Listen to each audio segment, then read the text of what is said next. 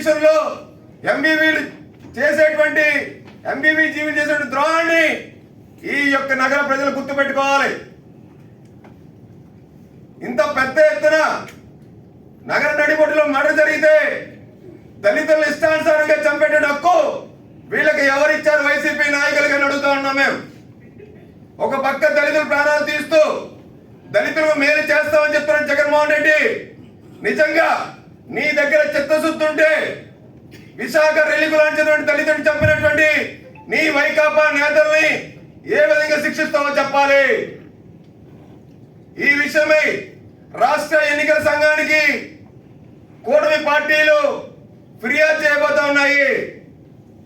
ఇప్పటికే దళితుడిని శిరోమండం చేసినటువంటి తోట త్రిమూర్తుల్ని టికెట్ ఇచ్చి దళితుడిని హింసించిన వాళ్ళకి నా పార్టీలో చోటని చెప్పి గర్వంగా చెప్పాడు జగన్మోహన్ రెడ్డి.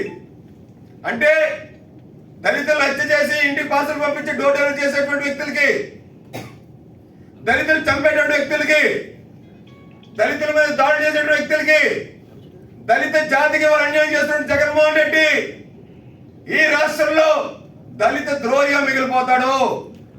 దళితులందరూ ఏకమయ్యి ఇప్పటికైనా సరే జనసేన, టీడీపీ, బీజేపీ పార్టీలు న్యాయ పోరాటం చేయబోతున్న ఈ అంశం మీద. ఏదైతే నిందితురాల్ని, వైసీపీ నాయకురాల్ని ఇప్పటికే అరెస్ట్ చేయకుండా ఏదైతే తాత్సారం చేస్తున్నారో పోలీసులు కనుక తక్షణమే A1 ముద్దాయి అయినటువంటి ఆ యొక్క నిందితురాలను కనుక, వైసీపీ నాయకురాలు కనుక అరెస్టు చేయకపోతే ఖచ్చితంగా హైకోర్టు న్యాయస్థానాన్ని ఆశ్రయిస్తాం. జాతీయ ఎస్సీ కమిషన్ ని ఫిర్యాదు చేసి ఖచ్చితంగా ఈ కుటుంబానికి అండగా మేము నిలుస్తాం. తెలుగుదేశం పార్టీ అధినాయకులు చంద్రబాబు నాయుడు గారికి, అలాగే జనసేన అధినాయకులు పవన్ కళ్యాణ్ గారికి దృష్టిలో తీసుకెళ్లి, నరేంద్ర మోడీ గారి దృష్టిలో తీసుకెళ్లి దళితుల కుటుంబాలకు అండగా, దళిత జాతికి అండగా, దళితుల గౌరవాన్ని కాపాడేలాగా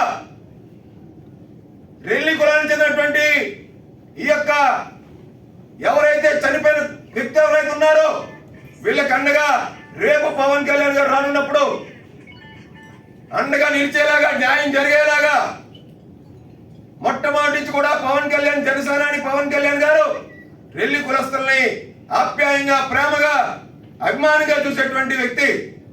అలాంటిది ఇవాళ ఇంత పెద్ద ఎత్తున ఇంత సంఘటన జరిగినప్పుడు ఖచ్చితంగా పవన్ కళ్యాణ్ గారు, చంద్రబాబు నాయుడు గారు దీని మీద స్పందించి దీని మీద చర్యలు చేపట్టేంత కూడా న్యాయ పోరాటం చేస్తామని చెప్పి తెలియజేస్తున్నాం మేము.